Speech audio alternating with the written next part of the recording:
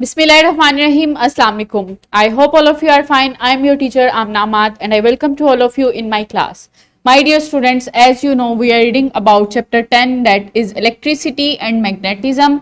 आज जो हम लेक्चर पढ़ने वाले हैं that is lecture 7 about speaker and electric bell. These are examples of electromagnets जो हम डेली लाइफ में यूज करते हैं. ये किस तरह से वर्क करती हैं, किस तरह से इसमें से इलेक्ट्रिसिटी भी गुजरती है और मैग्नेटिक फील्ड भी बनती है और ये उसके इलेक्ट्रिक करंट और मैग्नेटिक फील्ड की वजह से वर्क करते हैं. सो आज हमने ये देखना है. उसके लिए एसएलओ देखते हैं. Describe briefly the working principles of electromagnetic devices such as speaker and doorbell. So speaker और डोरबेल में किस तरह से ये स्पीकर और डोरबेल जो है वो इलेक्ट्रोमैग्नेटिक प्रिंसिपल से वर्क करते हैं, ये हमने देखना है इसमें. सो उसके लिए एक्टिविटी करते हैं. Here is a picture of speaker. आपको पता है कि जो स्पीकर है वो इलेक्ट्रिसिटी और जो मैग्नेटिक फील्ड है उन दोनों के प्रिंसिपल से वर्क करता है. ओके क्या आपको पता है कि जो स्पीकर है उसके यहाँ पे एक परमानेंट मैग्नेट भी लगा होता है. ओके सो आपको ये मैं आपको जब लेक्चर पढ़ाऊंगी तो आपको इस क्वेश्चन का आंसर मिलेगा कि किस तरह से स्पीकर जो है वो इलेक्ट्रिसिटी, इलेक्ट्रिक करंट और मैग्नेटिक फील्ड दोनों के मिलने से जो इनके प्रिंसिपल से यानी कि इलेक्ट्रोमैग्नेटिक प्रिंसिपल से किस तरह से वर्क करता है और इसमें परमानेंट मैग्नेट जो है उसका क्या काम होता है. So what is an electromagnet? How can the strength of an electromagnet be increased? So electromagnet होते क्या हैं? यस, इलेक्ट्रोमैग्नेट जो है वो टेम्परेरी मैग्नेट होते हैं. यही इलेक्ट्रोमैग्नेट और परमानेंट मैग्नेट में फर्क होता है कि परमानेंट मैग्नेट जो है उसमें मैग्नेटिक फील्ड परमानेंट रहती है, लेकिन जो इलेक्ट्रोमैग्नेट होते हैं उनमें टेम्परेरी मैग्नेट फील्ड बनती है जब उसमें से इलेक्ट्रिक करंट गुजरता है. सो उसकी स्ट्रेंथ किस तरह से इंक्रीज की जा सकती है? Yes, with the increase of number of loops and with the increase of current that of battery. जो मतलब कि बैटरी में जितने वोल्ट की हम बैटरी लगाते हैं तो स्ट्रेंथ इंक्रीज होती है. इसके अलावा with the increase of thickness of wires और जो मेटल कोर की हम चॉइस करते हैं वो बेटर चॉइस करके लो कोर्सिविटी वाले मेटल को हम यूज करके बेटर स्ट्रेंथ वाले, इंक्रीज स्ट्रेंथ वाले इलेक्ट्रोमैग्नेट्स बना सकते हैं. सो स्पीकर और डोरबेल किस तरह से इलेक्ट्रोमैग्नेटिक के प्रिंसिपल पे, इलेक्ट्रोमैग्नेट के प्रिंसिपल पे वर्क करते हैं, किस तरह से इसमें इलेक्ट्रिक करंट भी गुजरता है और मैग्नेटिक फील्ड भी बनती है और दोनों के मिलने से स्पीकर वर्कआउट करता है और डोरबेल वर्कआउट करती है, ये देखते हैं. So first one is speaker. जब यहाँ पे स्पीकर जो है वो जो हमें नजर आते हैं सामने से वो एक कॉन की शेप नजर आती है. उनकी कॉन के पीछे जो है वो वायर्स, जो कॉइल्ड वायर्स होती है, कॉइल बनाई होती है वायर की, मेटल पे उसको रैप किया होता है और उसके पीछे एक परमानेंट मैग्नेट लगा होता है और जो वायर्स, कॉइल वायर्स होती हैं वो उस मैग्नेट के सराउंड से वो सॉकेट के साथ अटैच होती हैं. सो यहाँ से जो वायर्स निकलती हैं वो प्लग जो हम अटैच करते हैं जब सॉकेट के साथ, तो यहाँ पे सिग्नल आना शुरू होते हैं इलेक्ट्रिक करंट के. वो सिग्नल जो हैं वो एनालॉग सिग्नल आते हैं, यानी कि वेव्स की सूरत में सिग्नल आते हैं.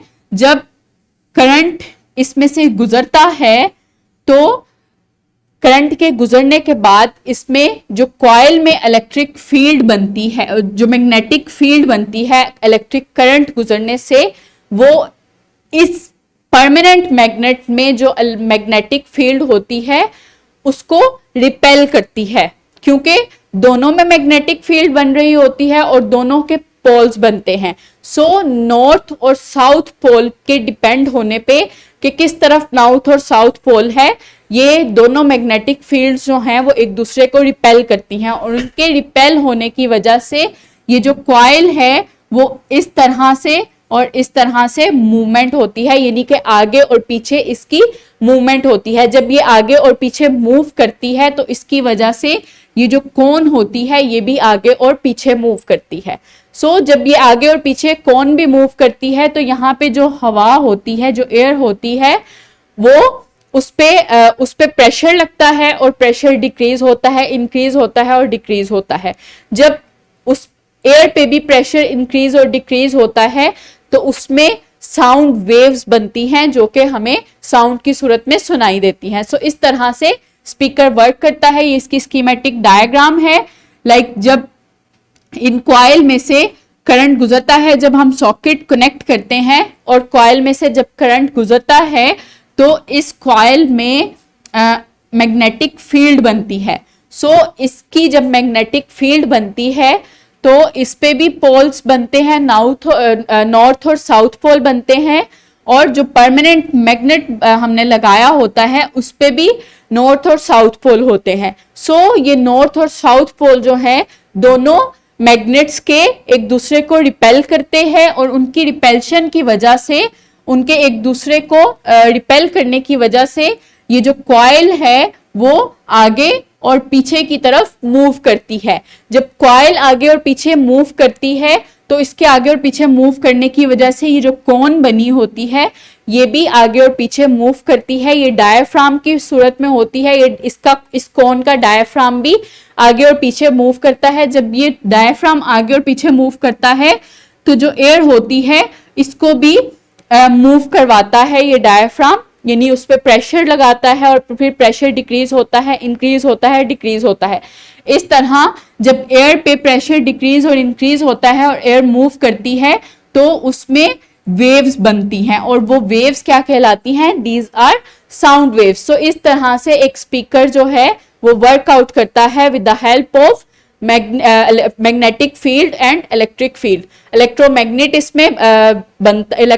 इसमें बनाए जाते हैं जब करंट गुजरता है और उस इलेक्ट्रोमैग्नेट के अराउंड फील्ड बनती है जो कि परमानेंट मैग्नेट की फील्ड के साथ रिपेल करती है और उसकी रिपल्शन की वजह से कॉइल आगे पीछे मूव करती है और उस कॉइल के मूव करने की वजह से जो कोन बनी होती है स्पीकर की वो भी आगे और पीछे मूव करती है और साउंड्स बनती हैं।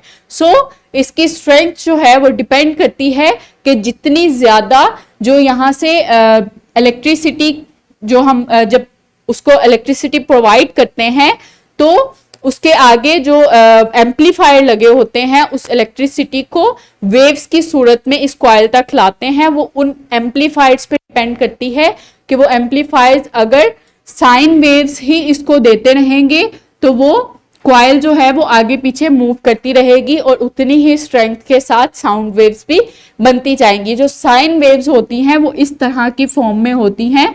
इस तरह की फॉर्म में इसको इलेक्ट्रिक करंट मिलता है और उसकी वजह से उसके अराउंड इलेक्ट्रिक मैग्नेटिक फील्ड बनती है और वो आगे और पीछे मूव करती है। सो इस तरह से स्पीकर जो है वो इलेक्ट्रोमैग्नेटिज्म के प्रिंसिपल पे वर्क करता है। Next is electric bell. जो डोरबेल हमने लगाई होती है इलेक्ट्रिक बेल वो भी इलेक्ट्रोमैग्नेटिज्म के प्रिंसिपल पे वर्क करता है। जब स्विच ऑन किया जाता है तो स्विच ऑन करने के बाद जब उन कॉइल्स में से करंट गुजरता है, करंट फ्लो करता है इन कॉइल में, तो इन कॉइल के अराउंड मैग्नेटिक फील्ड बनती है।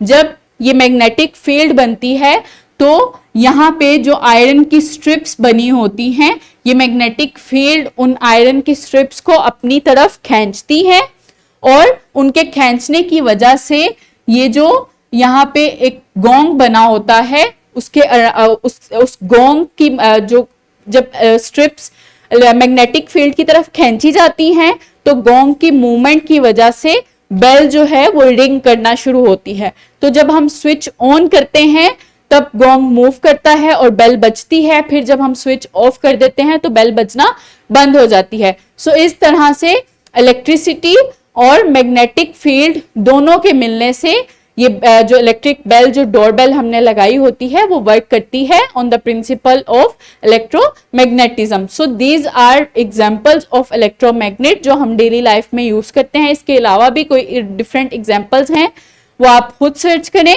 और देखें वो किस तरह से इलेक्ट्रोमैग्नेटिज्म के प्रिंसिपल पे वर्कआउट करती हैं। सो रैप अप करते हैं लेक्चर को। Electromagnets are utilised in various domestic appliances and devices including speakers and doorbells. So electromagnets जो हैं वो different appliances में use किए जाते हैं, domestic appliances में भी और different devices में भी use किए जाते हैं। domestic appliances यानी कि doorbell में और different devices यानी कि speakers में। So इस तरह से जो different devices हैं वो electromagnetism के principle से work करती हैं। So next is homework. Draw word diagram of electric speaker and electric bell.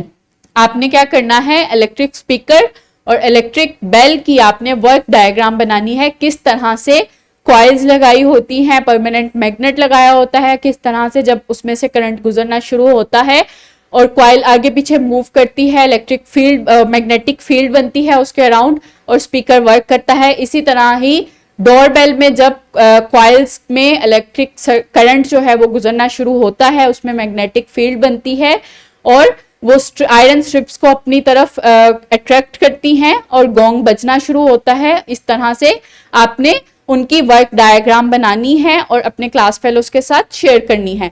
So I hope now are you able to explain about working of electric speaker and electric bell. Thank you so much. Allah Hafiz.